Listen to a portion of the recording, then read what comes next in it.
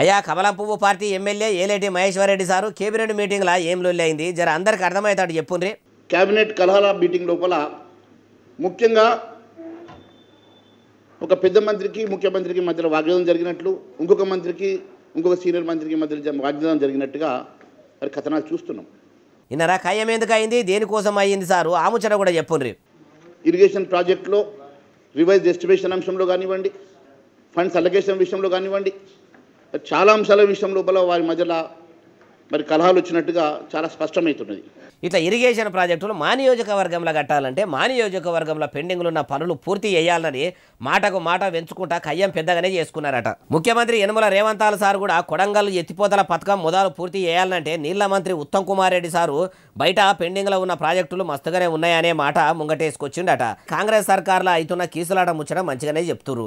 మరి మీ భారతీయ జనతా పార్టీ వాళ్ళు ఆడుతున్న భాగవతం గురించి కూడా ఇట్లనే ఎందుకో చెప్తలేరు.